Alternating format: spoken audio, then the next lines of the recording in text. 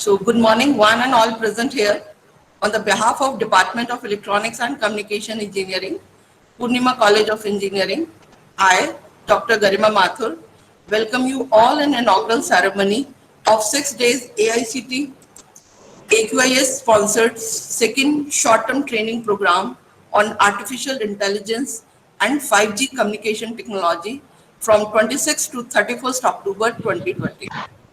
It's my privilege to welcome our chief guest, Dr. Vimal Bhatia, Professor, IIT Indore, and guest of honor, S. Uday Kiran Reddy, IES, INMMS, Joint Controller of Procurement, Kochi.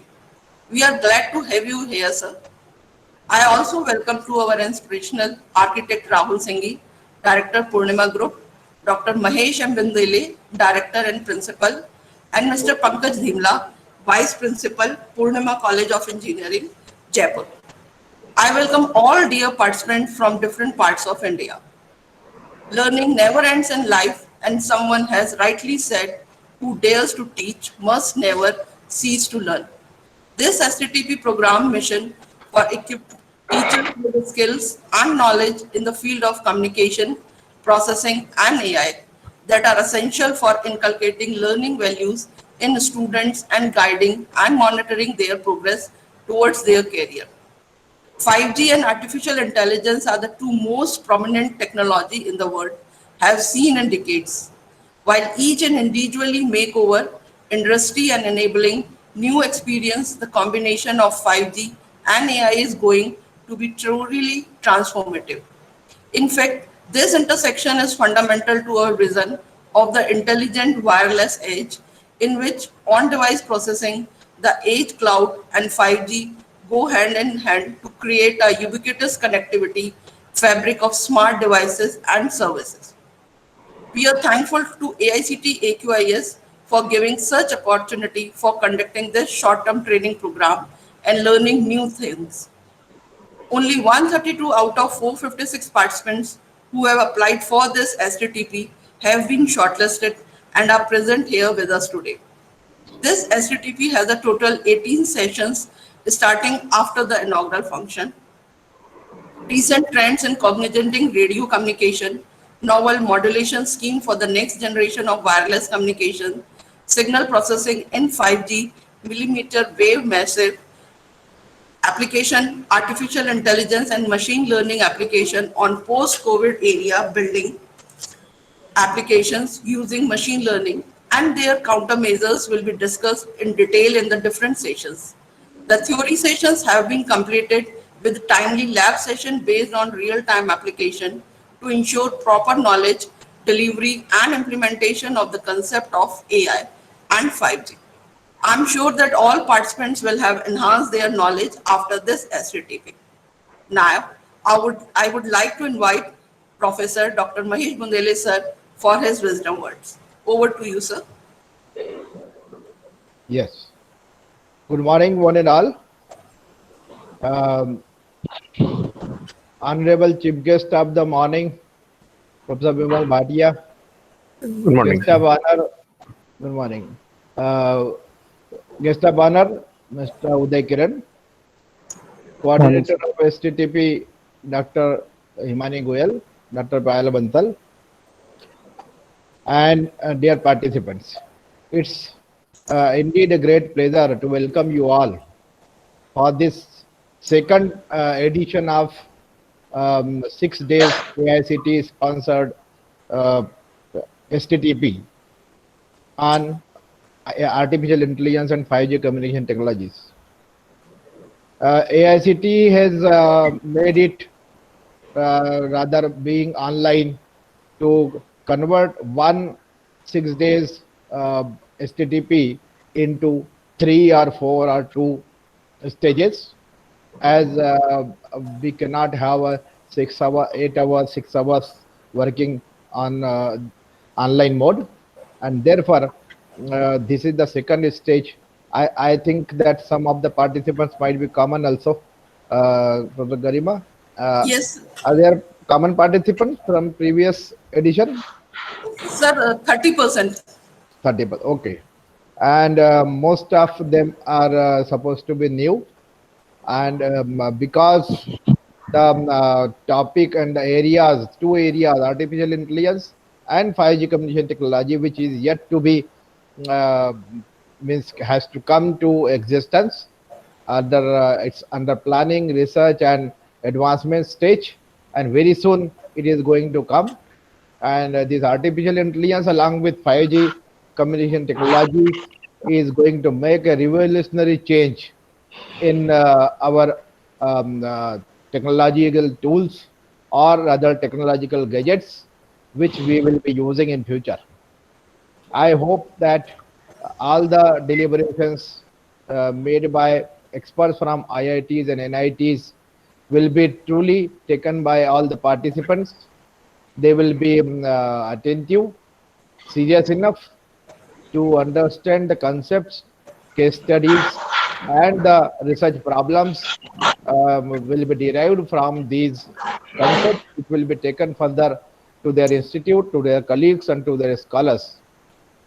With this, I'd like to thank Professor Vimal Bhatia and Professor Uday Kiran and other experts who have been invited for next 6 days. And they have accepted and they are contributing to such a good event. I am thankful to one and all. Thank you very much. Thank you, sir, for enlightening us. It is a great privilege to introduce our guest of honor, S. Uday Kiran Reddy, IAS 2010 batch, Indian Naval Material Management Service, Joint Controller of Procurement, Kochi, Masters from IIT Roorkee in year 2009. He joined Indian Naval Material Management Service, cadre, on 2nd April 2013 from Indian Engineering Service 2010 and worked as Assistant Director and Deputy Director at DLS Integrated Headquarters, Ministry of Defence, Sena Bhavan, New Delhi, from 6 years, and presently working as Joint Controller of Procurement at Material Organization from June 2019 to till date. I request S. Uday Kiran Reddy, sir, to share his views. Uh, First of all, a very good morning to all of you. The moment I have seen this AI and 5G technology which is being brought up by the management to the students, I felt really happy. And the impact which it is going to create in the next 2 decades, I'll be just briefing to the participants with the live examples as well as the latest headlines which hit in the last 2 weeks. If you see the first headline in the last 2 weeks, you would have seen that Reliance Industries will be partnering with the Qualcomm Technologies to bring the 5G network to India.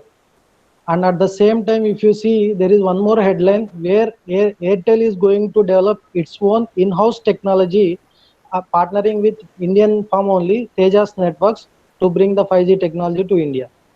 The moment if you see this sort of headlines, I feel that there are some things which are going to happen and change the world to such a way where now we are having a phone. From tomorrow onwards, we'll just have a microphone and we'll be speaking. I'll just try to brief all the participants why Reliance Industries would have entered in this business. Though it is not an interactive session, generally I used to interact with people very much, but I cannot ask questions right now. But I will say, do you think Reliance Industries is having so much of money, that's why they entered into the telecom business? No. If anyone thinks like that, I'm going to say that it is not because they have so much of money. They have thought about the next 30 years in the way in which they can grow their business. There are so many number of businesses, but still they have chosen the telecom business for following reasons. First of all, they are trying to have their own e-commerce technology through their own super hypermarkets. And in order to connect this e-commerce with a telecommunication network, they need a very strong telecommunication network. That is the reason they have entered into the business. And if you see the impact which is going to create, generally engineers only believe with the figures as well as the logic. I'll just say in the year 2019, the amount of online business happened is 3.5 trillion US dollars. In order to compare this figure with some standard reference, if we see the Indian GDP, it is 2.5 trillion USD. It means it is almost 1.4 times higher than the Indian GDP. you can just imagine, participants, the impact of the business which is having to have on the people in the entire world. That is the reason, even if you see, I think it is yesterday, Amazon fought back against the Future Group just to get into this business. Instead of Future selling this business to e-commerce business to Mr. Ambani, they wanted to gain that business. If you see the amount of fight going on, you can think only one thing, that is the future is going to be India. The central picture of the world is going to be India. uh, let's see in brief what is this 5G technology. I don't go by definition, as participants can understand through example.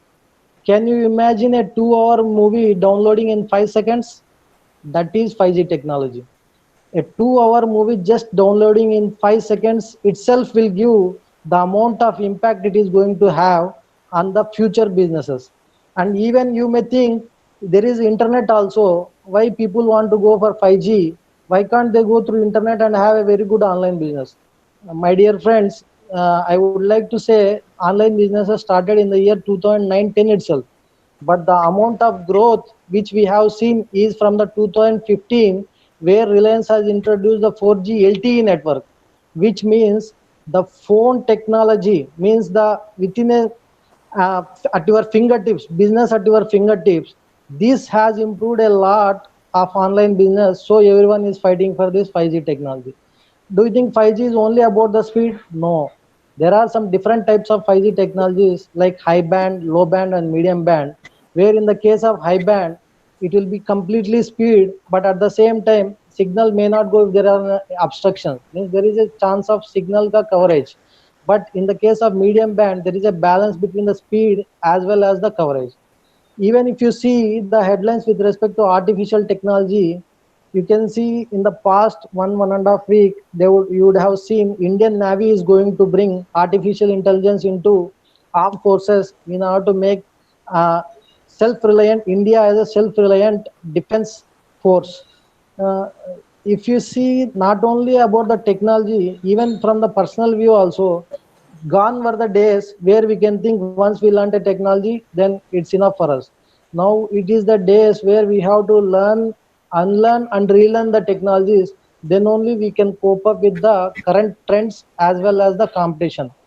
And finally, being a Tata product, I always believe in what we give to the nation. Mr. Tata is always having a very good principle. Nation has given you a lot. What you are going to give back to the nation. I feel all the participants should not follow blindly that I am going to US for earning some dollars and I will be richest man. Mark my words, my dear friends. If you are going to USA in the next decade, then I am assuring you, you will be cursing in your entire life. Why? Because entire world is seeing towards India. Other than China, if there is any strong world economic power that is going to grow, that is India.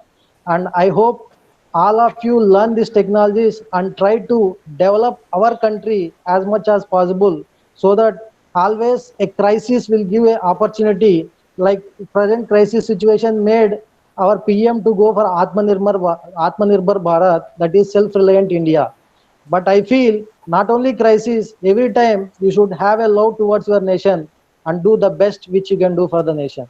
Jai Hind. Thank you very much for the college management. Thank you, sir, for your valuable words. I feel it a privilege to have Dr. Vimal Bhatia, sir, Professor, IIT Indore, as the chief guest of today's function. Vimal Bhatia is a professor of electrical engineering at IIT Indore, India. He has a mix of academic and industry experience both in India and UK. PhD from Institute for Digital Communication at the University of Edinburgh, UK in 2005.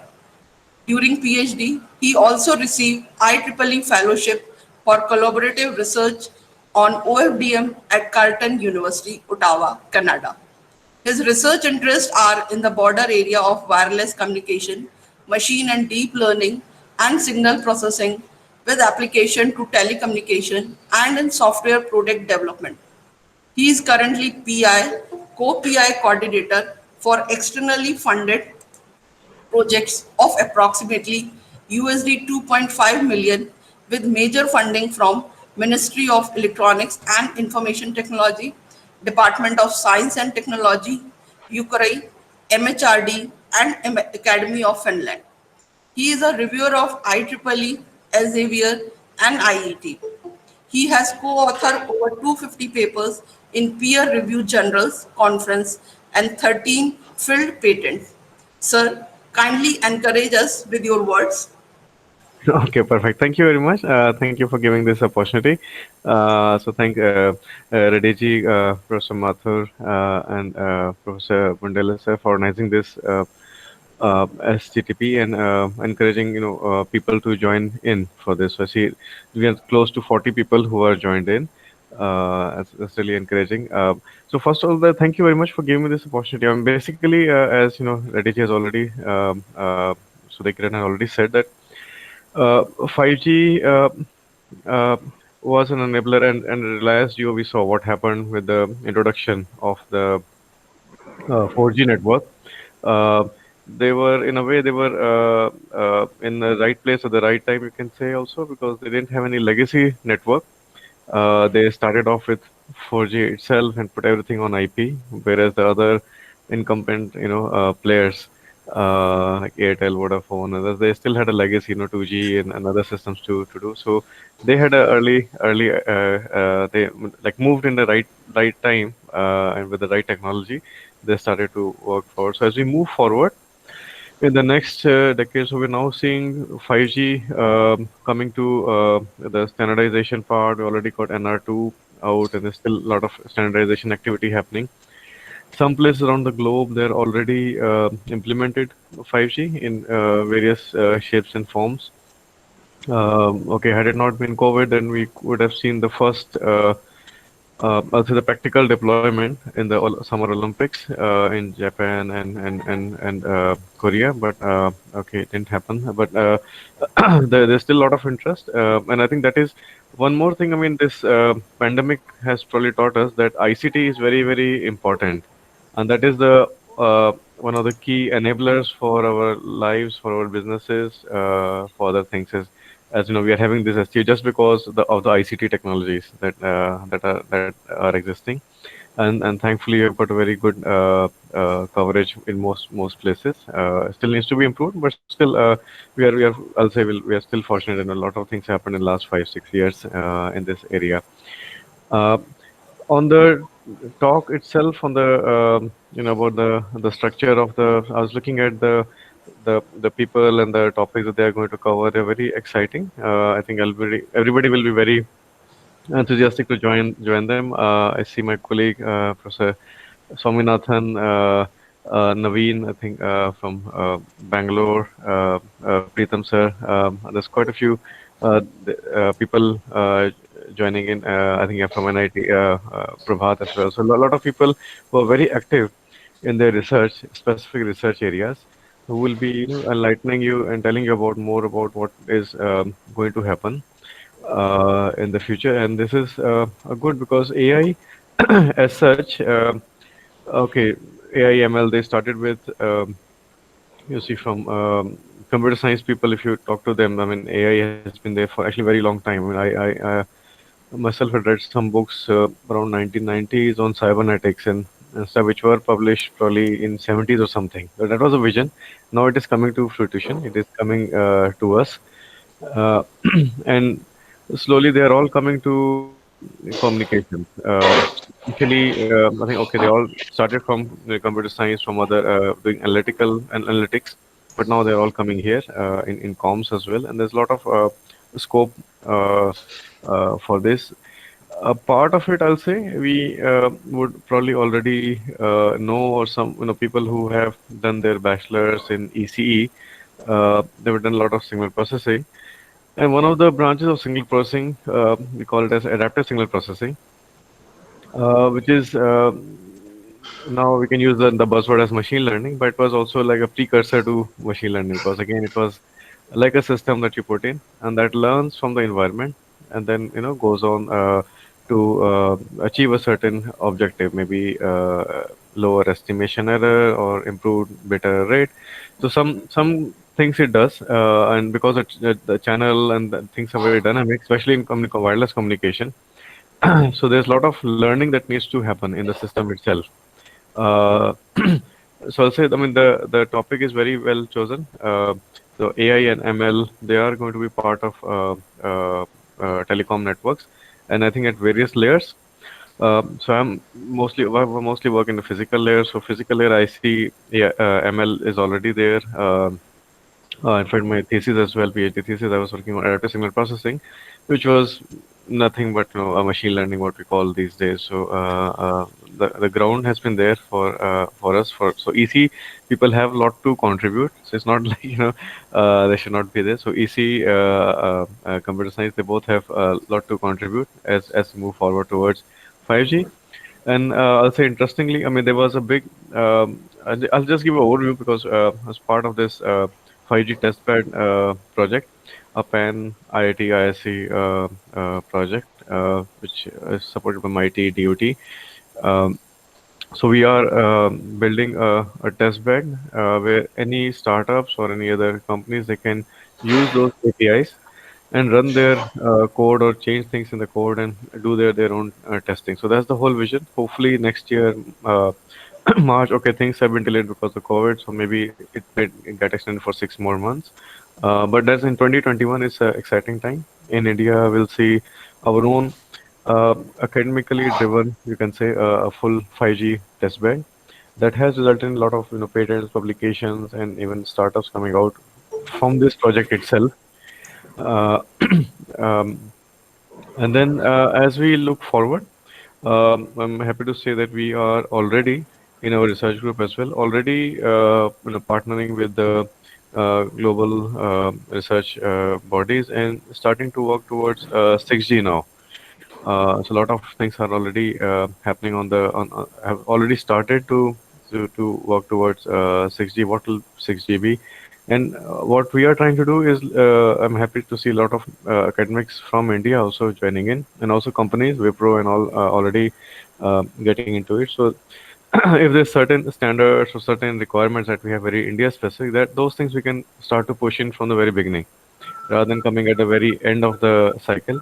And thankfully, that is what has happened over the past, let's say, past 10, 15 years, 20 years. So academics have also changed a lot over the last few years. And in India also, the technology adoption is very fast. There was one slide somewhere I saw, like initially when 2G came, it took, I think, around 10 years for it to come to the country. And then 3G was a little bit less, 8 years something. Uh, 4G, I think, was around 7 years or something. Now with 5G, we are expecting, if the global trial happens so within 5 years we'll have it here. And 6G, we should be, one of the first places where the deployment happens. That's my vision, and I believe a lot of you also share the same vision that we should be one of the first movers in the 6G arena. So with that, I'll pass it on to Garima Madam. I think we got the next session to start very, very soon. So I'll leave it to Madam now. Thank you very much. Thank you, sir, for your valuable words. Now it's time to conclude this inaugural session.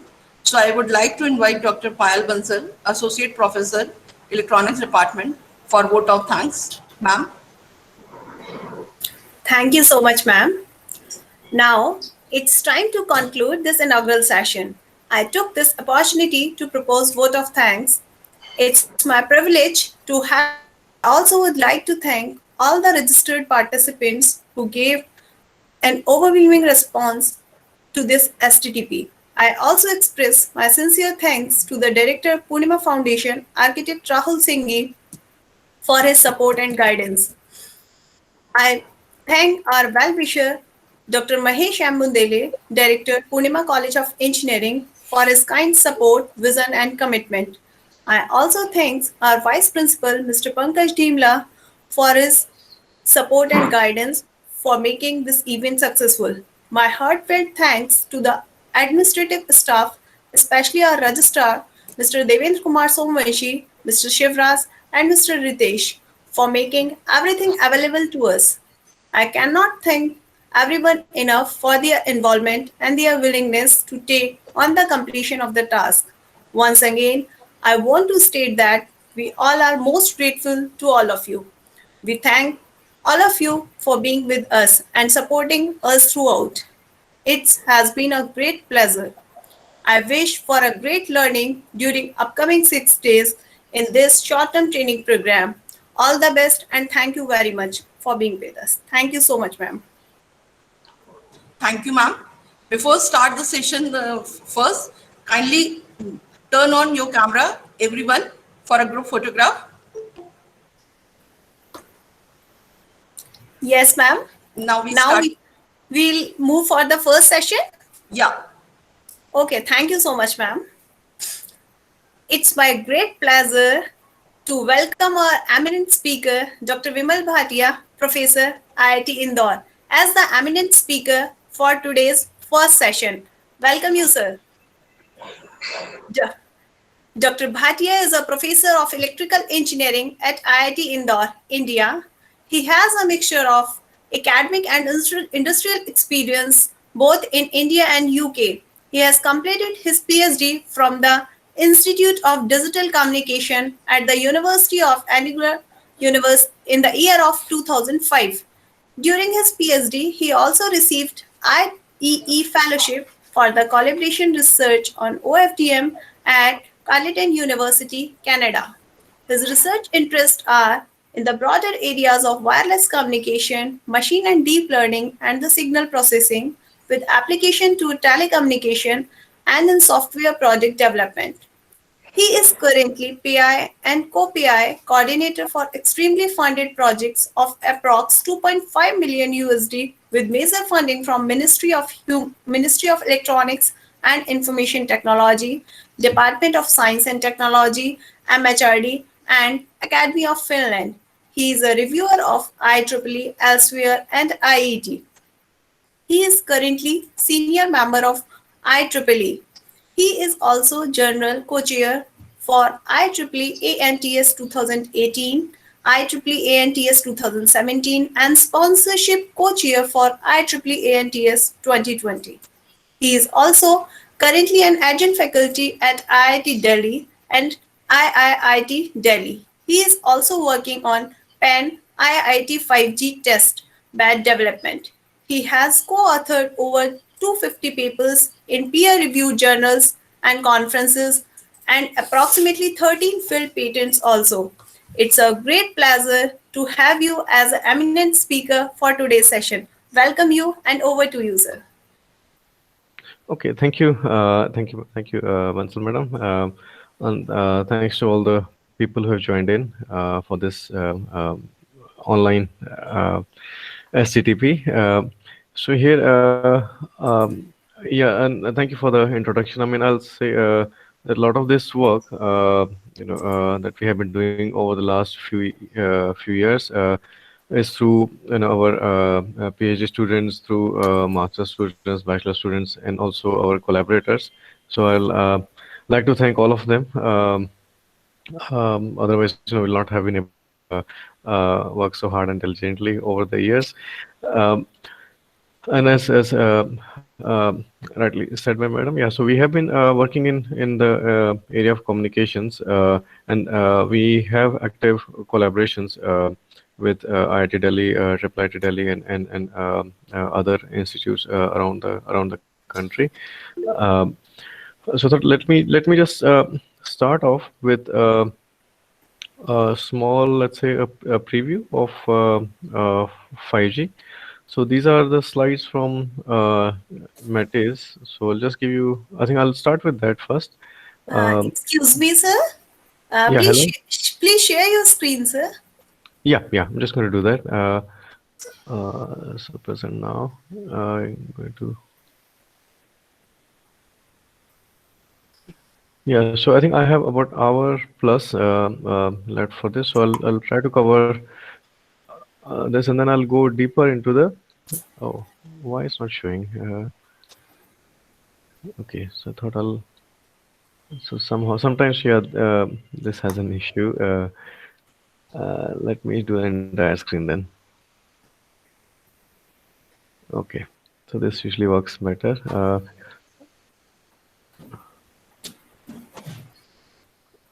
So can you see the slide on Yes, sir. Now it's Metis? visible.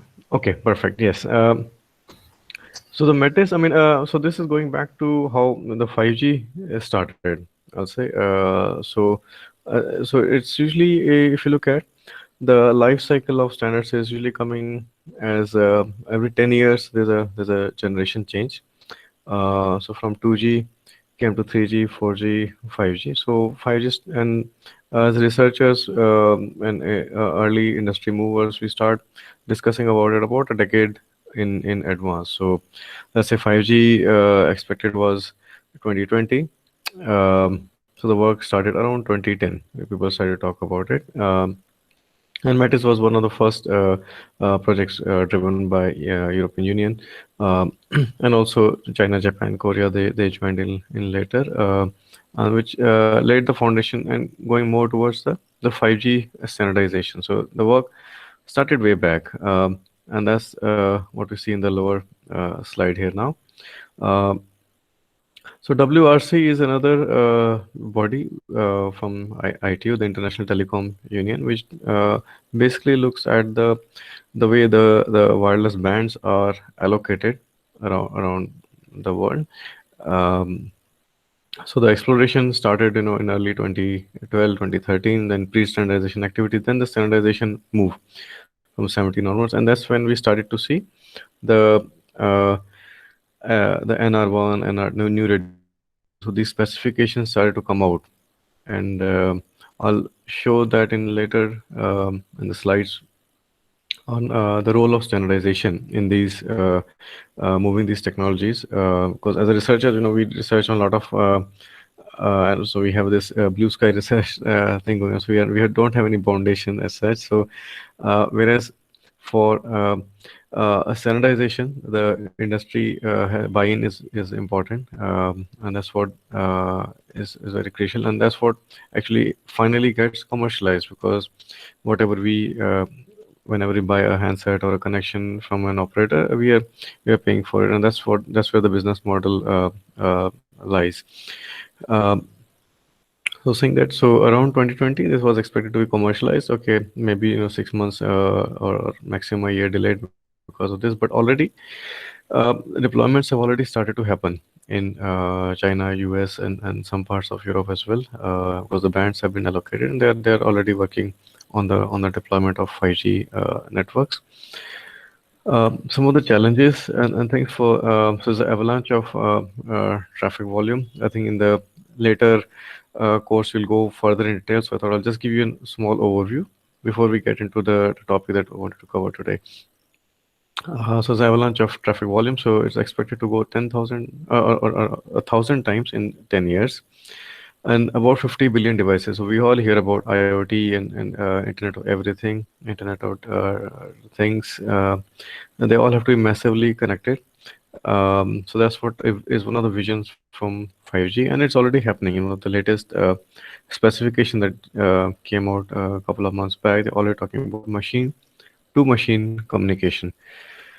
Then large diversity of use cases. So here we're talking about device-to-device communication, vehicle-to-vehicles for autonomous vehicle, machine-to-machine. So there's a lot of like in manufacturing. So a lot of industry verticals are driving these. So 5G may not be like the not doesn't have to be like 4G, where let's say one a standard was given, let's say in the 5 layer I'm talking. So let's say I say in LTE advanced, I've got OFDM packet of whatever some number of subcarriers. So I'll not, and the frequencies also more or less fixed. I think LTE they got 2 or 3 frequency bands, license and license, but here is mostly driven through the use cases. So we have NB IoT, and then there are other applications which will drive for, let's say, if there's application that requires very high bandwidth, we can go for millimeter wave, and that's where most of the deployments are happening. But then there is a sub 6 gigahertz band as well, where things are happening, our Wi-Fi band and IoT devices which work in sub 1 gigahertz band. So it's basically application driven, and I think we'll see more of this in the later standards like 6G and all. More of this will come. Some of the use cases, what we are looking at, amazing fast speed, of course, going 10 to 100 times faster than the previous standard 4G. No, so if you have a higher uh, download speed, low latency when you are trying to some upload, then of course your user experience will increase. And then ubiquitous communication. So almost everything is connected from your washing machine to your car keys, cars. They're all connected through different modes. And so the bit rate is also quite heavy, and there's simple uh, devices from IoT to very high devices. And also you see a figure on the industrial IoT, so machine-to-machine communication and other things. We see one of these here, which is vehicle-to-vehicle communication. So there's a lot of device-to-device communication as well. So these things will be enabled through 5G technologies. And these are some of the figures that they are looking at. Very ambitious. So 1,000 times data volume. And as we have also already seen, so India is the highest producer, I think, of the consumer of the mobile data, as per the Cisco latest report. So we are already topping it up. Even more than China, we are consuming more data. So, and 50 to 500 billions of devices. So there will be some changes in the enabling technologies to allow us to have connected to billions of devices. Download speeds of 10 Gbps. Is the fastest case we can get, and then fewer end-to-end latency. So 5 times lower latency than 4G. It is important, and as we are talking about applications in manufacturing, applications in autonomous vehicle, where of course if you have to suddenly stop a vehicle, the signal has to go very fast. And also in machine as well, if something has gone wrong, you have to take corrective action very fast. So latency is very important. And also as a user as well, you don't want to be waiting for content. Let's say you are downloading from YouTube or even watching an IPL match. You don't want it to be delayed by more than a few seconds, more than a few milliseconds actually. So that's also very important, low latency. And another thing which actually got recently added, so none of the previous standards mentioned or had focus on the battery life, and I think all of us had suffered at some point of time the issue of our battery going low or our mobiles being drained from the battery getting drained. So the vision is to have a batteries of about, or the battery life of 10 years. Now, this is also very ambitious, and I would say it's probably depend on the use cases. So one of the first use cases which will satisfy this requirement would be something like sensors which are embedded in the buildings itself. So we have buildings where you might have a temperature sensor or vibration sensor which are embedded at the time of construction, and they may not need you may not also have access to charge them, to charge those sensors to send the information back. So so these are some of the cases. I mean, I'm not expecting my handset to last even 10 years. So 10-year battery life is too much for it. So these are some of the I'll say technical objectives which the 5G actually started with. That was the whole vision. And as it's already mentioned even in the keynote as well, that massive MIMO, ultra dense network, fast moving networks are going towards this D2D communication, ultra reliable communication, because you don't want the communication to break down. So cooperative communication, others are going to come in, massive machine type communication.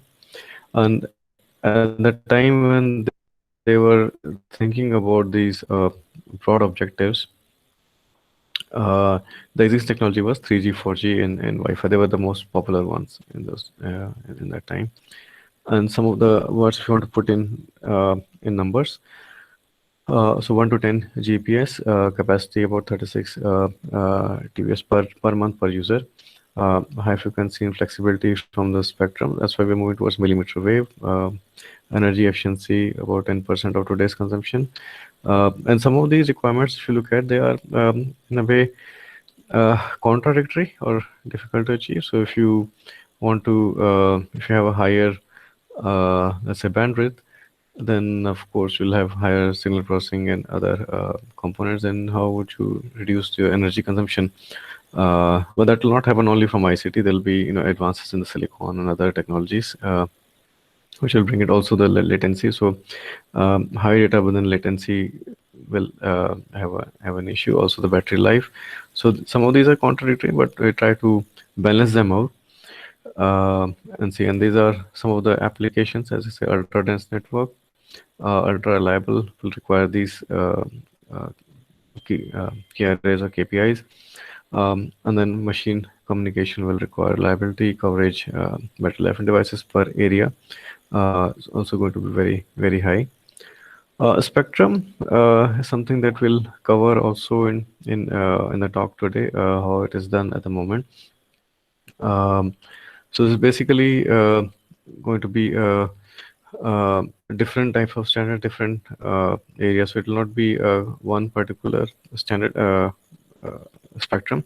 Although the focus at the moment mostly is on the millimeter wave band, all above 6 gigahertz. 27 gigahertz or 60 gigahertz are being talked about, and that's where the first deployments are. But that's not the only band. I want to say there will be other bands as well, again based on different applications. And this is what we see these days. So this is the so if you look at the top bar just after the title, so 300 megahertz to 300 gigahertz. So currently our most activity is around this range after this 450 or close to 900, 800, so around 850 to 900 megahertz. That's where most activity happens. I'll dig deeper in the next slides on what are things are there in these bands. But as you see around this 2.1, 2.4 gigahertz, there's a lot of activity, and now with the Wi-Fi moving towards 5 gigahertz band, so we see activity. So the red one shows activity, and the other one shows lighter activity. And then after this, after 6 gigahertz, we don't see much activity. It is being so these bands are being used, some of them by mostly from people from astronomy and for satellite communication, and not much communication, but more towards remote sensing, as we look at stars beyond Earth. So that's where they are using those bands, and that is where actually there's a contention that is happening at the moment from the communication engineers and them, because we want to use those bands. They're good for comms. They're also using it traditionally for many years for their applications, for radar and other application. And similar thing happened with the TV bands when they got free. So there's a constant tussle between comms people and other incumbent users. Hence, the cognitive radio talk that we'll discuss is very important. Even in it has relevance in the 5G, in going beyond even 6G communication as well, because there are certain bands which are very close to which others are already using. Again, that's debatable how actively and which locations they are using. And same issue or tussle happened for TV white space, where the broadcasters are not very keen on letting go of some of those bands that we as comms people would like to see and use. And also, in cognitive radio will be useful for device-to-device communication too. because I had to do some kind of spectrum sensing and then move both of them to a certain band. So things are still very, very useful. So I think now I'll move to, so these are some of the target deliverables. So this is how the standardization happens, and what we are already seeing things moving towards 6G. So again, there'll be next year and the year after, there'll be a lot of activities on defining these deliverables and seeing how different study groups will be formed and how we can contribute towards these standardization activities from the very beginning. So these were some of the early movers in the 5G. So we had some bunch of universities, Alto, Alvargo, some German universities, and then the rest of the world also, Fraunhofer and others also joined in. Plus some of the telecom providers. So this is basically driven from the European um, point of view and the universities, but I think now we are seeing more thing from other players as well. Although again, 6G is currently being pushed very heavily by University of Oulu in Finland. There was 6G flagship program going on at the moment.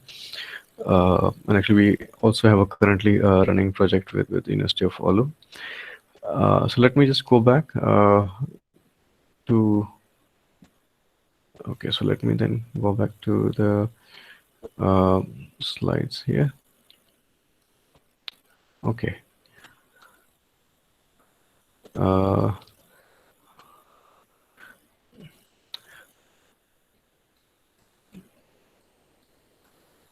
Right. So can you see this slide on cognitive radio basics and challenges? Yes, sir, it is visible. Okay, perfect. Right. So, so I just want, so I give you a small overview so far on 5G and things to expect from 6G, and the importance of cognitive radio. I mean, you might have been hearing of cognitive radio for over a decade, but still a lot of research challenges are there, and it has not made it to the standard yet. But as we move forwards in 5G, probably later version, and when we are moving towards 6G and we are looking at higher bands where there is an incumbent user already there, that's where cognitive radio will again be very, very useful. And without that, we actually cannot progress. So I'll just go over what is the motivation, introduction software-defined radio functionality, and some of these things actually you can go back and do in your own labs. And of course nowadays you can get software-defined radio, just the receiver part, but very cheaply, just 1,500 rupees or so. So you can use your laptop and start experimenting with the real signal. So let's look at the motivation behind standardization. And over the years, we have seen that we are connected with a lot of wireless devices around. We are now expecting the Wi-Fi to be available almost everywhere. Wherever we go in public places, transport and all, we expect it to be free as well. Although maybe for a certain period of time or sponsored by someone, but we expect it to be freely available. And that basically happened because of the focus and of the industry the industrialist, academics, and manufacturers to come up for the common standard. So IEEE made a headway in the standards. So in 802.22xx series, there's a lot of standards that come on the 802 series. And the idea was, if you have a standard, and that's what is happening in the over the last few years, you have seen from 2G onwards, that once you have a standard, but although in 2G there were two competing major standards, but then once we have a standard, then at the university level, we know what we have to research against. Some of the broader things are defined. We start working on those, looking at algorithm development or protocol development into that, but within those particular bounds. Then manufacturers, because they can then make thousands of devices in the same, and similarly for the IT industry as well, because a lot of things will be standardized. So now one company cannot make the whole stack or everything required, even for making a small handset. So they all take IPs or chipsets or other technologies from each other. But as long as they are compliant to a standard, it becomes very easy. So if I have to get a codec for the voice codecs for encoding my voice, so I have 10 different vendors. If I'm a manufacturer for a mobile phone, I can go to 10 different vendors, negotiate the price and see. And as long as they're all compliant to a standard, I can buy from them, with my eyes closed in a way. So similarly, and that's also for the user. So if I'm using a laptop here in India, I can use the same laptop anywhere in the world. Same, my mobile phone will work anywhere in the world. So that's a very large market. Otherwise, if let's say I have a very specific um, standard and my handsets or other wireless devices are only compliant to work against a very specific standard, let's say I had only standard for India, then that device will not work outside because they will have a different uh, set of standards, different modulation techniques, different ways, and that's what was happening in 2G as well, where US, Europe, they were all using different bands. Although okay, India mostly follows the European standards, which was good that we could use the same devices when we moved across. But with the Wi-Fi, nothing went away because each home or places we had one Wi-Fi. Apart from this cellular network, we could still connect to the Wi-Fi network. So how the standardization is basically divided into different coverage areas. So if for a wireless LAN is a local area network, that's 802.11 series. So you can pick up your specification for your handset. Just look at the manual or your wireless routers.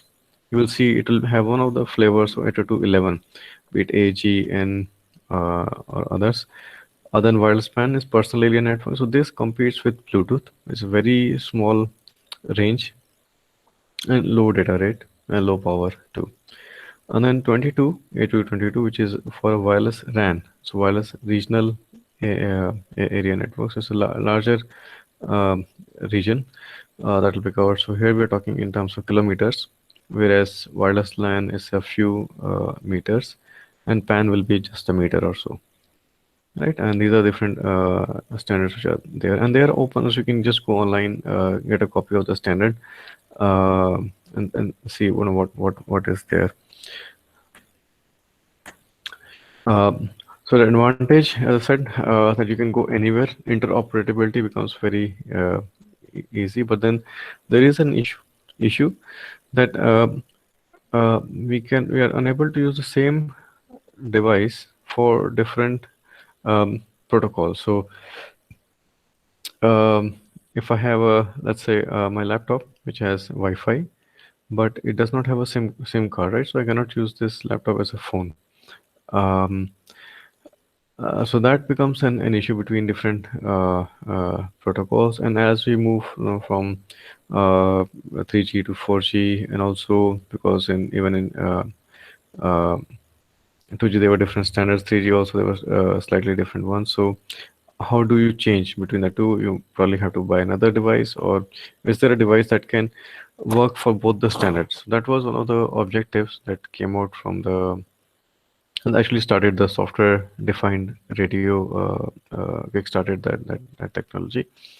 And then the other issue that we generally see is lack of spectrum, and that is the main objective we are moving actually towards higher bands, going into gigahertz, even further 27 gigahertz, 60 gigahertz.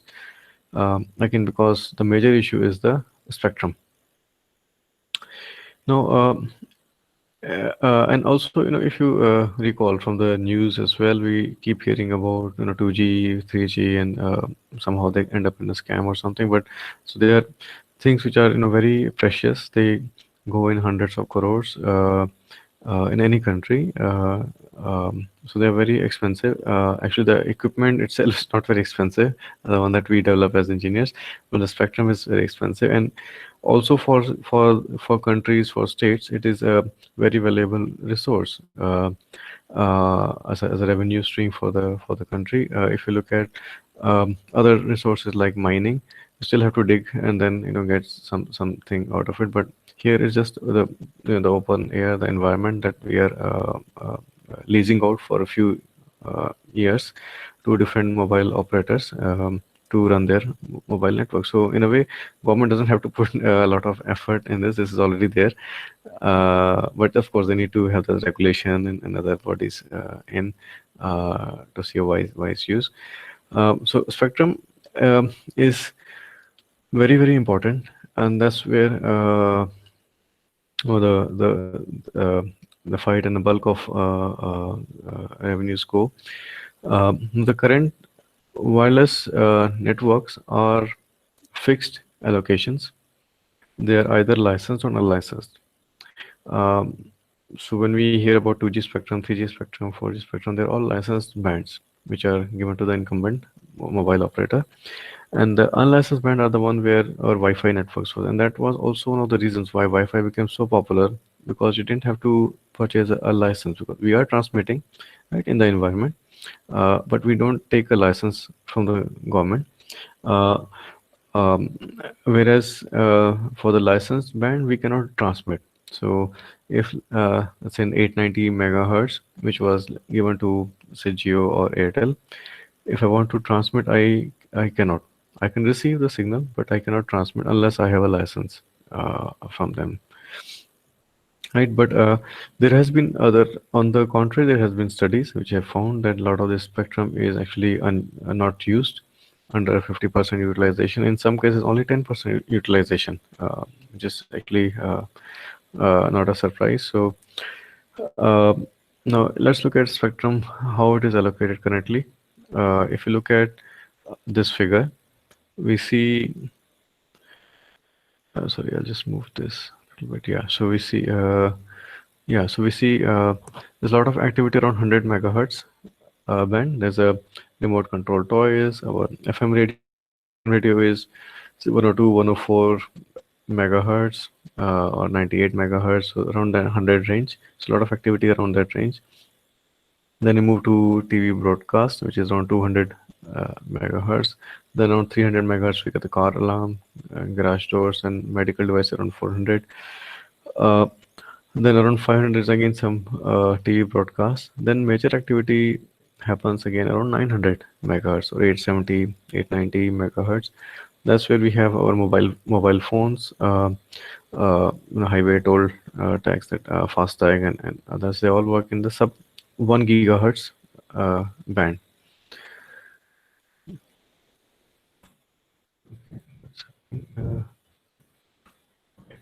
So this allocation of who will use this band in what frequencies is currently done as a fixed spectrum assignment. Now we know that bandwidth is expensive, and good frequencies are generally what are usually taken. So that leaves very small things for others. So and FCC studies show that around 70% of the allocated spectrum is not utilized, and time scale also varies from various milliseconds to certain hours. So what could be a solution? A solution could be to have a more clever radio and frequency agility. So perhaps when no one else is using those spectrums, so can somebody else use it, which may increase this usage of spectrum. So then Joseph Tola in 92 came up with a concept of software-defined radio. So defined a radio is that's what his definition, that a radio defined in software, it supports a broad range of frequency, and its initial configuration can be modified for the user requirement. And that's what we have seen over the years, although he gave it in 92, but over the years, a lot of these components like mixers, equalization, and they all have been moved to software and baseband processing. We are doing it. apart from this IF part, which is the last part which we cannot touch, but other things are there. So um, over the years, the compute powers have increased exponentially from 92 till now, and we can do a lot of this radio-related work within our laptops or within any computing device in the baseband using our strong DSP processors. Um, and in 92, he Joseph further updated his definition. Um, and talked about cognitive radio, mentioned about cognitive radio. So where he said, okay, SDR plus intelligence.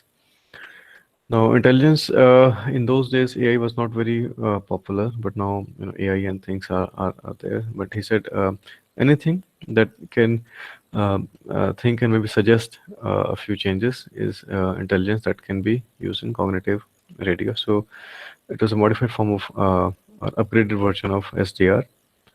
Now let's look at what is SDR. Right, so in the analog world, the receiver designed for FM actually cannot be used for AM, and although it has similar components, right? As some of us would know that we used to have this big radio sets, and there would be a switch to move from AM to FM radio. Right. Although the components are similar, it had a transformer, tuner circuit, and then amplifier, noise canceller. So, but there were still very different chains. Then, sorry, where is, yeah. So then we have this radio where hardware is reconfigurable and will work with multiple software-defined waveforms. Now, baseband and IF is baseband something we can do, and digital IF we can do in FPGA, ASICs, and DSPs. And the new waveforms can be quickly introduced. So the idea is if you can have a same device which can do AM and FM by just changing the software or some configuration in the software rather than changing the hardware components. So by having a software-defined radio, we could quickly change the waveforms, and that was a very good device which we and most people in industry and universities use them for initial testing of the concept to see how things will work on the air in the real world. It may not be the most optimized solution, but initially proof of concept, checking how the channel is going to vary. If I given an algorithm, will it actually work in practice or not? Or it's only good for MATLAB work. So, so there the software-defined radio comes very handy. I can go and on the other applications which are actually driving this right now is on the defense sector, where they have to quickly change the waveforms for different applications and scenarios. So I'll say currently our handsets, mobile phones, they're still they don't have SDR. They're still fixed in design. So cognitive radio is still one step further away from SDR, although I think we can do some kind of hybridization, maybe not have pure SDR, but some kind of fixed SDR, and then have intelligence built into it. Now, software-defined radio, as the definition goes, is a radio communication system where components like mixers, filters, amplifiers, modulators, demodulators, detectors, etc. So they are implemented in software on a personal computer or an embedded system, as I said. So you can do even some experiments by a small dongle. It's RTL SDR, I think 15 or 800 rupees through one of the online retailers. And then you can just plug it to your laptop and do spectrum sensing. You can do demodulation of your TV, video, audio signals, FM radio you can do. Now, SDR has the properties of reconfigurable, easily upgradable, and response to changes in the operating environment. So these are some of, because it is agile, you can change the software or the parameters. So let's say you had a very good channel. You can use a higher modulation. You can use 16 QAM or 32 QAM or even 256 QAM to get a high throughput. But whereas, let's say your channel degrades, you can then come down to a lower modulation scheme, or even change the type of coding that you're using, uh, suitable for that particular environment, right? Some of the basic definition when we move towards cognitive radio. So this, as I said before, where let's say some incumbent user is already using a band, and uh, we as a comms engineer come in and say, no, this band is suitable for us, and you're not using it. So then there is a tussle, and they say, why do you want to use it? Or maybe other application like device-to-device communication. Um, so there we have the definition of, let's say, two different users. So new definition were invented when cognitive radio came in. One is a primary user, which is a licensed user. So let's say you have taken a connection from Airtel or Jio. You're a subscriber to that, so that you are a licensed user. But let us say when so you have exclusive use to use that spectrum, that is fine. But so you're a licensed user, but and that you don't need to be aware of different cognitive users, or that you need to be giving the band to someone else. You're just given a band that you are going to use as fine. But then there are secondary users who are unlicensed users who are looking to use that band when you're not using it, right? So then the onus comes to the secondary user to do the spectrum sensing. So they need to have radios which are cognitive radios. So those users will be cognitive radio enabled, and they have a lower priority than primary user. So primary user is a licensed user. If as soon as the primary user comes live, then the cognitive radio user or the secondary user has to move, free the spectrum for the primary user. As I said, no, licenses the because the bands are uh, has a good propagation characteristics, hence they are licensed, and hence the mobile companies, they come and purchase that band. But let us say when they're not using that band, can somebody else use this? Can the secondary user use it? Yes, and that can be done through cognitive radio. Now, what is a spectrum hole and a white space? Sorry.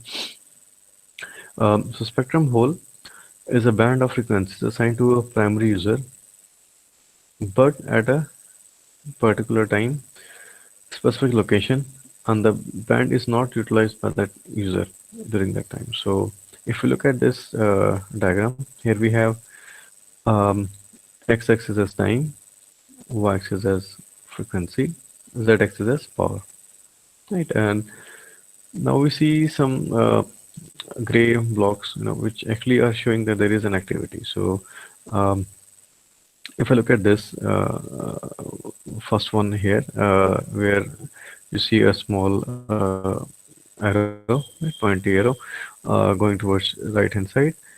So that's what we call a spectrum hole. You can think of this as a case. Let's say we're having this course at the moment, and you have, let's say, switched off your mobile phone. Or maybe you are in the basement, there's no signal. So during that time, this spectrum which was allocated to you is not being used by you. But after a while, you start to make a call.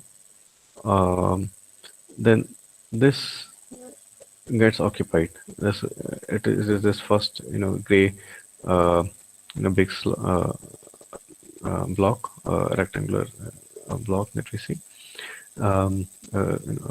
where we use certain frequency. So some part of frequency is also used. So y-axis is also used. Some power is also used, right? And also time. So this block is used, and during that time, no secondary user can use this spectrum. There are certain techniques where you say, okay, they can still use it, but it has to be very low interference. That is different. But in theory, we'll not call it as a white space. We'll not call that a spectrum to be available, or the spectrum hole. But as after, let's say, a while, you spoke to someone for 5 minutes, and then you switch off the call, then again that band is free and empty, not being used by you. And most of us, we don't use phone, we don't talk on phone for very long. So we are allocated that for 24 hours, but we're actually not using it. Although there's some multiplexing, but still, in theory, we have a license, so we can always use it.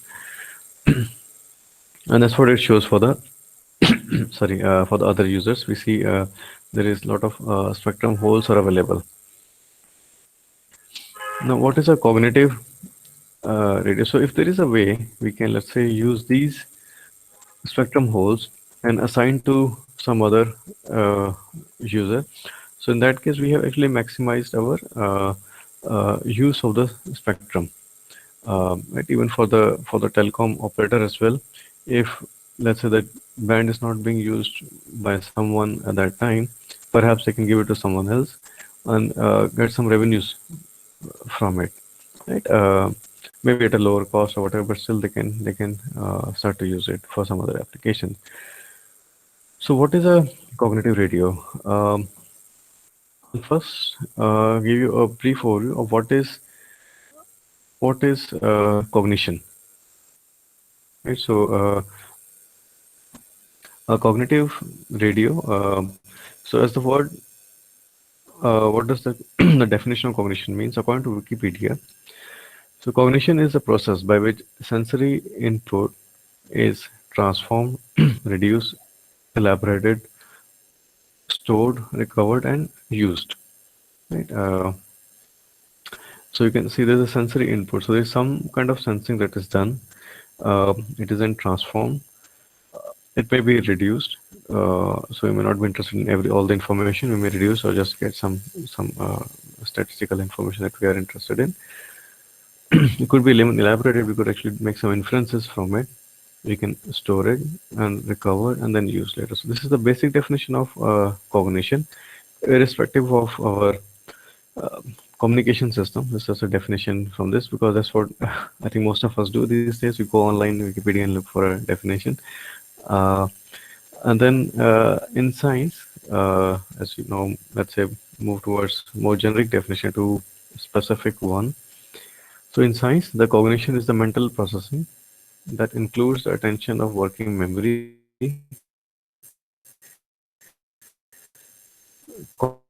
comprehension, calculating, reasoning, problem solving, and decision making. So these all things come under cognition. That is a reasoning, some problem solving, decision making. Should I attend a talk or not? Let's say my internet is not okay, so what should I do? So I'm trying to solve a problem. Those all happen cognitively in our mind. Right. Now we'll go even zoom this definition even further. From the computer science or communication engineers, we'll look at what does cognition means from the computer science or machine learning or ECE point of view. Now these are as mental. So cognition is defined as by Encyclopedia of Computer Science as the mental states and processes that intervene between the input stimuli and the output response. So there's an input stimuli. So you assume it to be a black box. So there's something which is at the input, and we get an output, which is, so the output will be based on the mental states. So it's like a state machine, and then there is some algorithms which are working on the input stimuli based on these things, which we'll call them as algorithm. Give me a particular response, and this can then lend to a scientific investigation. That's what that's where our the engineering I really give in the talks is that you see, you take a small example from our you are applying for a leave form, right, for a day. You submit the form to your authority in the institute, and then you get some output. So it could be your faculty advisors, or could be your head of departments or deans or whatever. But basically, now depending upon, let's say, and the process is involved. So maybe let us say you submitted a form when they were really stressed, or there was some other work that they were expecting to come. So their mental state is not very friendly towards your leave form. So you may get a response which is denied. But let's say after a while, maybe the next day, when things have settled, you go in for with the same leaf form. So the input stimuli is still the same, but the output response would be flipped. They may just approve it. Uh, it is, like an example from real life that the mental state and the processes, they intervene, even though the input stimuli might still be the same, and produce some kind of a output response. And these, as engineers and scientists, our focus is on these mental states and the processes. We want them to be analytically possible, and realizable in a computer through programming or some other means. So now let's look at what is cognitive radio. So the definition given by Joseph was very broad. So he says a radio that employs a model-based reasoning, because as we do in our works, we come up with a model, and then we use an algorithm to update those models.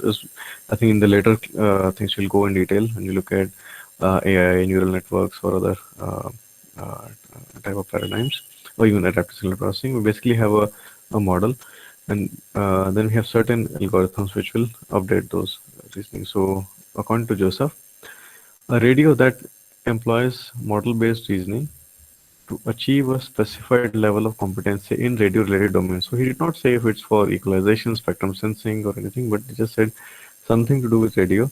Because again, I think EC engineers will work more on the radio side, and then he said that there is a radio that will have some kind of reasoning and achieve some level of competency. So he did not say how many dBs, or how much bit error rate, or how much minimum mean squared error, or how much mean squared error there is, but there is some kind of competency level we are trying to reach here.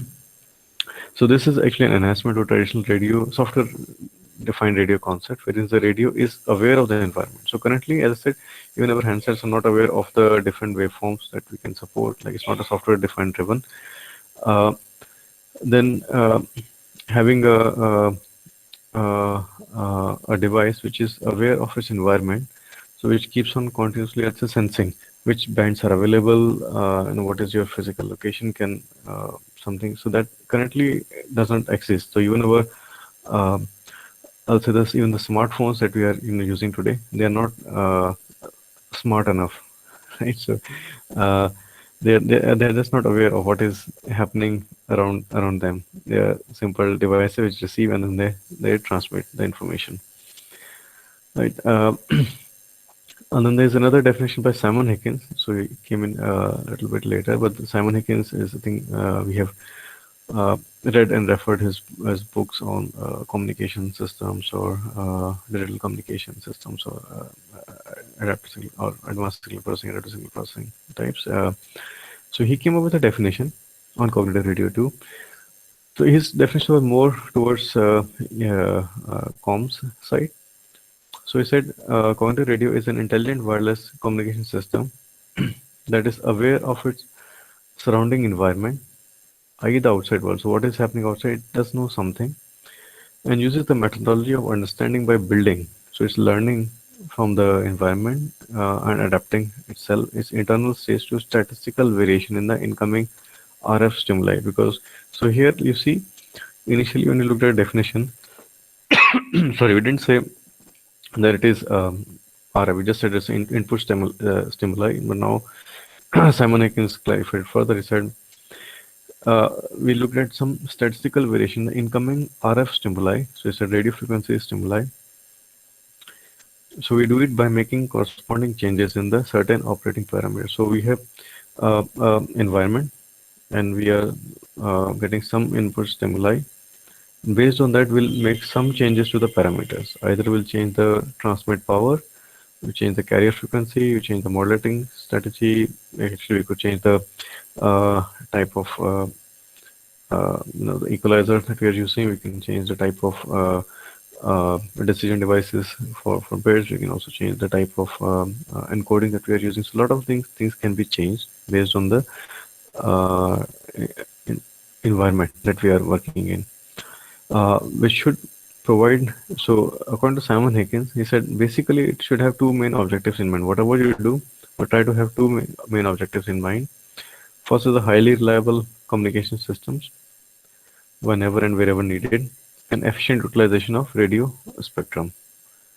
So these are the two main things, objective in mind he started with. So let's look at what are the main functionalities of a cognitive radio with these basic definitions and the vision of Joseph and Simon. Let us see what are the main functionality of the cognitive radio. So the main functionality is to do spectrum sensing. First of all, it has to detect a spectrum hole, a white space, right? And the CR can detect primary user activity through sensing. So first thing you have to detect if there is a spectrum hole available or not, and then you can use a cognitive radio to detect if the primary user is coming to light. So spectrum sensing is very important part of cognitive radio, be it if it comes in later version of 5G or comes in 6G, but that's very important. And there's a lot of learning algorithms or signals that we need to be using that. And then spectrum management and handoff. So because just the users have to be moved from one band to another, there is some kind of management and handoff needs to occur.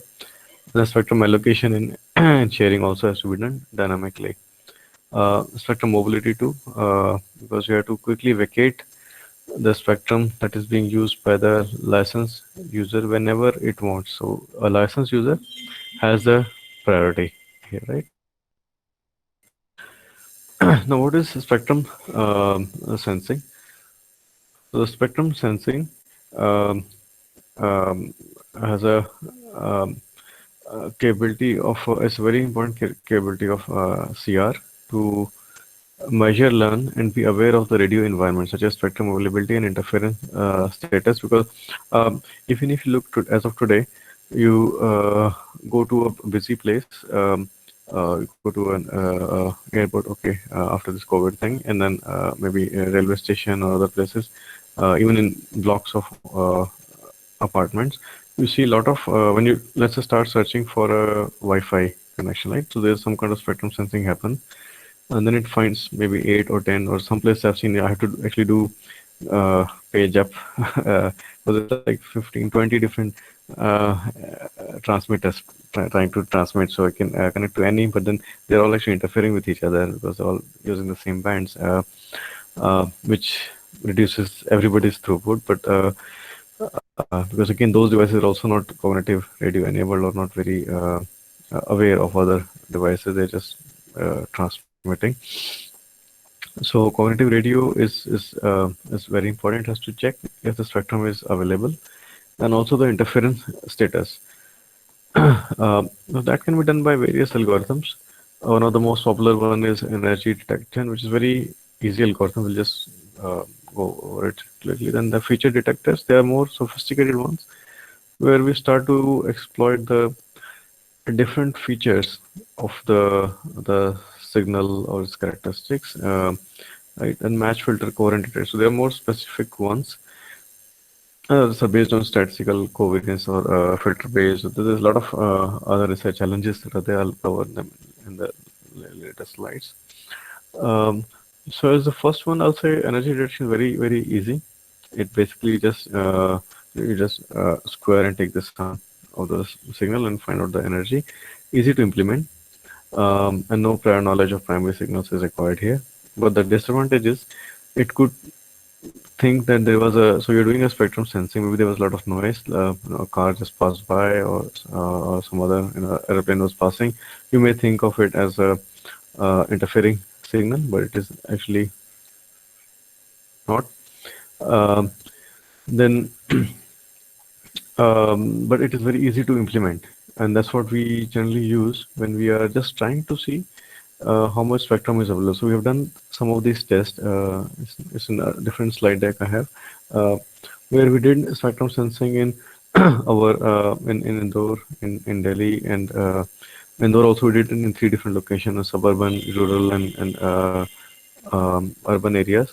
Where from our spectrum sensing we found that a band from 400 to 900 megahertz, a lot of these bands is available. It's not being used except for that 890 part, and there's some bands in the middle which are being used. And we were actually getting about 150 to 200 megahertz of contiguous band, uh, which is not being used by anyone. Maybe defense agencies or nobody's using it for TV transmission. Nobody's using it. So, and since they are working in this UHF VHF band, we have a very good characteristics, and that's what we researchers have been pushing government and other agencies to make it either license or license free, as it has happened in the other parts of the world, which actually could have been, I think, in my opinion, could have been very useful in this COVID times to connect the rural connectivities. Anyways, well, let's go back to this. Spectrum sharing is a way to distribute the spectrum among secondary users according to the usage. Then opportunistic spectrum access is given to different users. The spectrum broker is one object which will try to allocate the band or not. So let us look at an architecture. I'll just skip this one. Let's go directly to the this architecture functional diagram of cognitive radio. So this diagram actually shows there is a radio environment, right? A cloud, and then we have a spectrum decision and then spectrum sensing. So here the spectrum sensing block is continuously checking if this band is available or not, or anybody else is using it. Then it is going to detect if it's a primary user or it's a spectrum hole. So only two possibilities are there. If the primary user, if there's a spectrum hole, let's say, then the spectrum decision is taken looking at the capacity of that particular channel. Spectrum sharing is done. It is then given to the secondary user. So this is a functional diagram for cognitive radio, where we check if there's so we were at the spectrum hole part where we are. So assume there's no one else is using this spectrum, and this is what the spectrum decision has told us, given a capacity, and then the secondaries have started to transmit. Now we still keep on checking and sensing. If as soon as there is a primary user switches on, we have to move. So the spectrum sensing checks, okay, there's a primary user has come to play, primary detected, spectrum mobility decision is taken. So secondary user is then moved to the another band without affecting its thing. So how does it know which band it has to move to? Because the spectrum sensing keeps on happening even though the secondary spectrum is transmitting or others are transmitting. So it keeps a dictionary of these bands available, and also we do a channel capacity for those bands. So not all bands might be suitable for the particular service which is provided. So this all happens very fast, and a lot of decision making is done. So a lot of learning happens, a lot of decision making is done. So hence I see there's a lot of scope for machine learning and AI type of techniques here in spectrum allocation and using even for lane sensing as well. Okay, so let me, I think I'll just move on to, I think I'm coming close to the time, right? So let me see. So yeah, that's what I was saying. So how it checks the radio scene is by estimating the interface temperature or detection of a spectrum hole, because there could be multiple secondary users who might like to use it. So it has to keep on checking how much interference there is, and so RF noise plus interference is defined as the interference temperature. And it usually gives us the worst case scenario, the interference temperature limit. I'll maybe skip this one, and maybe because in the interest of time, I'll just give you a small idea what is different spectrum. So look at white space. Similarly, black space is the one where there's a lot of interference or it's actually being used already. So that band is a no-go band. Gray space is where there's a low power interference, so we can possibly use those bands. And white space is where there's no or it's very low, which can be used for communication purposes. So gray space and white space is something that we'll be keenly looking at. And then detection can be through single value decomposition. There are other techniques there are. So I think I'll just quickly go down to the last. I'll skip this one. So in the interest of time, I'll just give you an idea of what is going to happen and what are other research challenges. So let's look at the users. So users could be wireless carriers. Defense is a big thing. It is, I think, very important as well for them. They need to have it to either jam the other users or move from one band to another, or different protocols when somebody is trying to jam your communication systems. A lot of the these days the GPS and a lot of the location, a lot of these defense equipments are based on comms and reliable comms and location services. The rural telcos can use it. Mobile content providers like Google, Facebook are using it. Public safety network, so very important. And if there's uh, you know a fire or an earthquake or something happens, that's where community radio can be quickly deployed. A software-defined radio, usually smart grid, can be used for IoT type of applications, cable markets. Then some of the resources that are available online, you can go. They are freely available. So Barclay has a emulation. This 80222 has a again the spec. This is available, so you can go online and get the spec. Then there's a parallel standard P1900, which also works on again spectrum sensing and cognitive radio. But 8222 was the first standard in the world to incorporate cognitive radio within the standard itself. So when somebody says that their physical layer or equipment are compliant with 822, then they would have already done some implementation, maybe very elementary, of a cognitive radio. And there are certain startups as well, XMax and others, where you can just do a Google search and find out about them, about their work.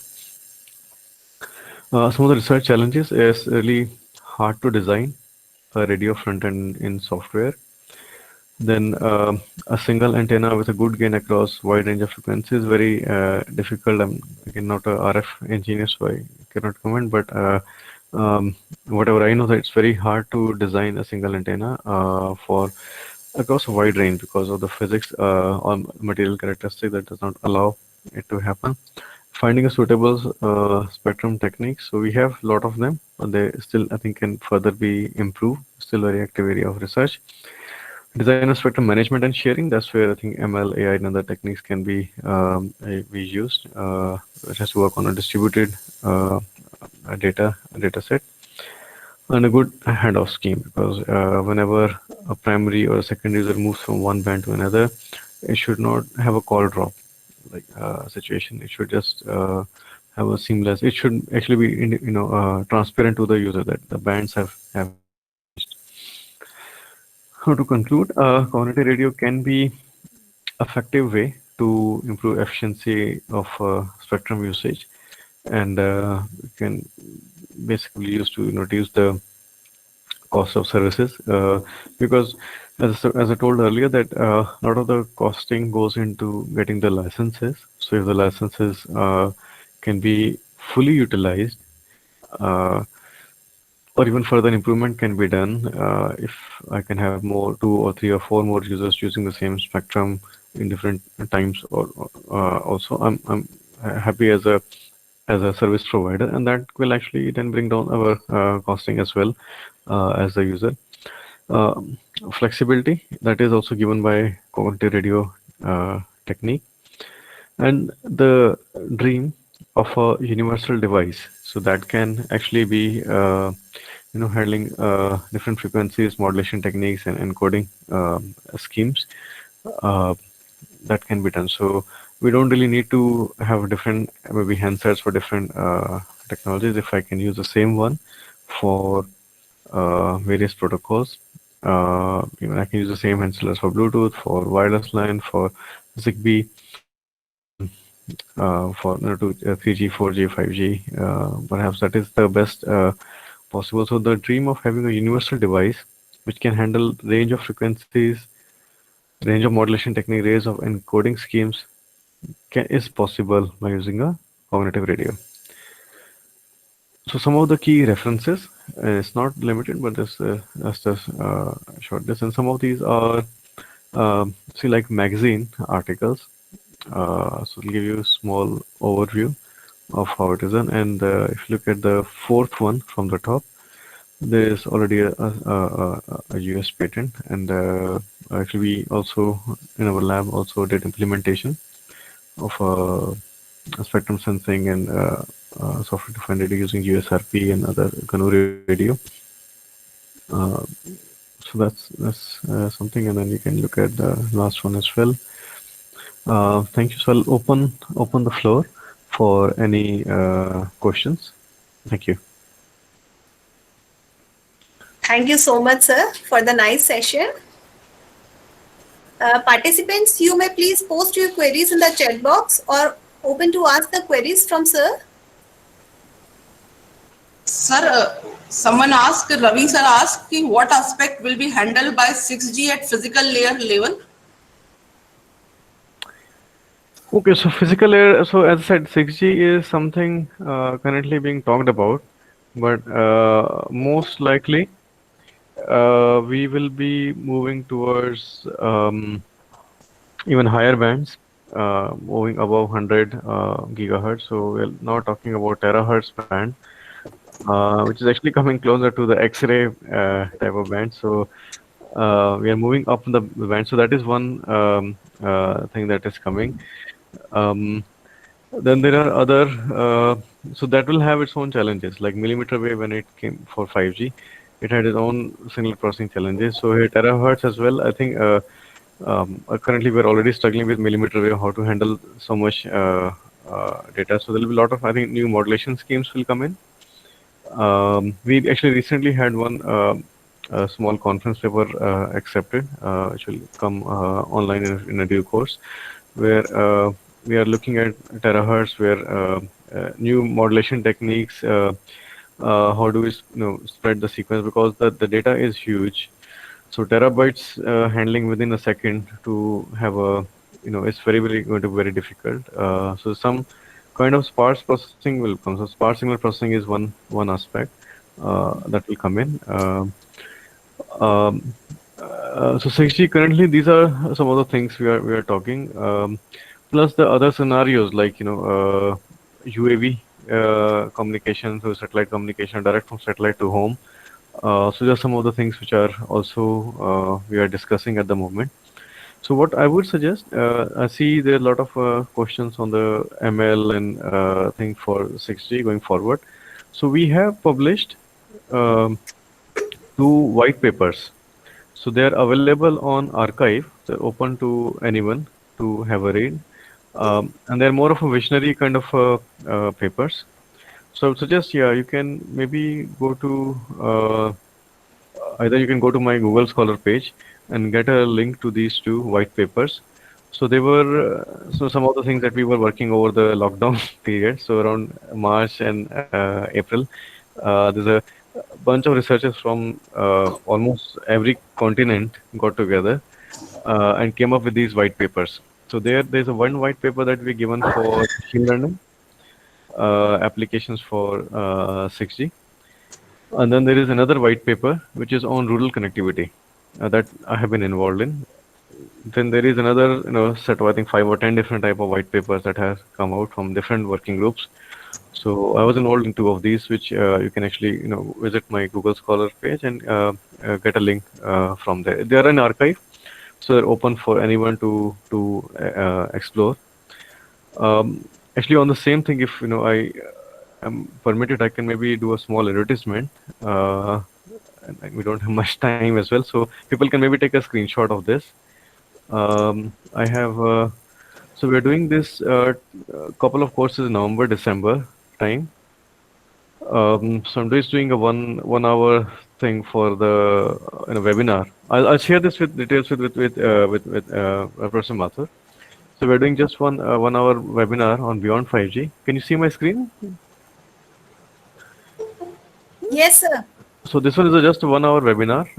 We're doing on 28th of November. Just 1 hour. So just give you an idea about what are the four key technologies going to shape the Beyond 5G communications. The links are there on this, and I'll share with madam. And then there are two TechWeb pushed courses. So one is AI, blockchain, and IoT for 6G in December. And in the end, there is another one on ICT technologies for Atmanirbhar on 27th and 30th of December, 3 days. So the links are open. I'll share these details with madam so she can maybe circulate it to wider community.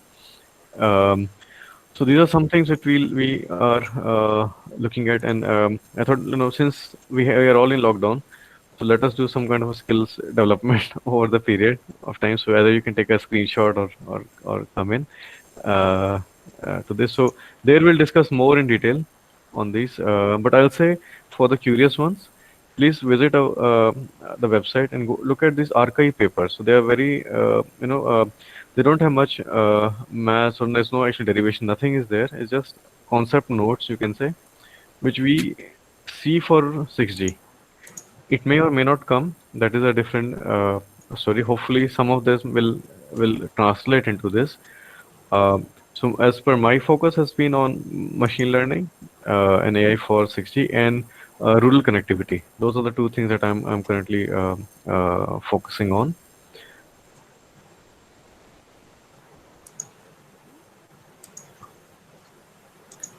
And now, sir, next query. You can see the questions in the chat box, sir. Yes. So they're saying there's a testbed hardware. So we have a testbed hardware. We use USRP. We have done spectrum sensing. So we developed algorithms using MATLAB and all, and then we ported to USRPs, and they worked very well. And what are the possible for? Yeah. So what I will suggest, you can drop me a mail, and we can discuss about different ways of collaborating on 5G and beyond. So feel free. And also, if there are interested students or faculty members who would like to pursue PhD or research endeavors, so we have an advertisement already out from Center for Advanced Electronics, a newly opened center at IIT Indore. Where currently there are positions for a FA or a college teacher category. They can be explored. Also, electrical engineering, also the advertisement is going to come out very soon. So if people are interested, then they should apply for this. So then there are questions. I think they're being a reviewer. What are the key aspects to look for? Okay. So Rashna Sharma, you have had a query. So this again, we are doing a small TechWeb course. It's done by my colleague Apurva Das Gupta. Apurva Das.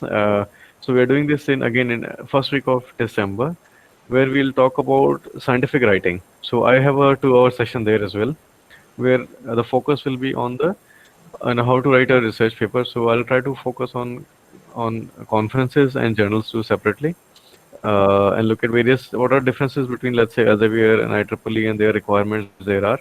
So if you're interested, you can join in for that course. Actually, the course coordinator is Professor Apurva Das. He's from chemistry. But I'm doing a session on this too, in detail, on how to write a paper and what the reviewers look forward to in the papers.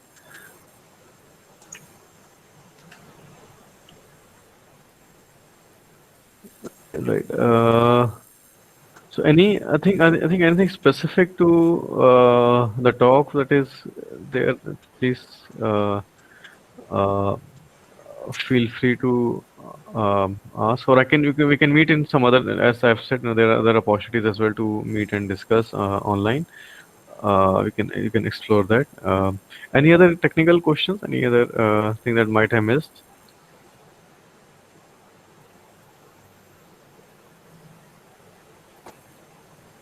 I think no more queries, sir. Okay. Thank you. Thank you so much, sir, for the wonderful and informative session. Thank you very much. Thank you, Pal Madam. Thank you, Garima Madam, for coordinating everything in such a short period of time. But thank you very much. It was nice. And Dear good luck for the other 6 days. Kindly turn on your cameras for a group photograph for session 1. Sir, just a minute for group photograph. Please be there. Sure. Thank you very much, everyone. Thank you so much. Thank you. Take care. Yeah. Bye bye. Thank you. Thank you, sir. There is an announcement for all the participants. Kindly mark for session 1 your attendance like as name, designation, and your institute or organization name. After this session, we will maintain the attendance manually according to your present in the particular session. So please aware about the 80% marks in the quiz and 60% marks in the quiz and 80% your session attendance in all in this STTP. Thank you so much. We'll meet again at 11:45 for the next session.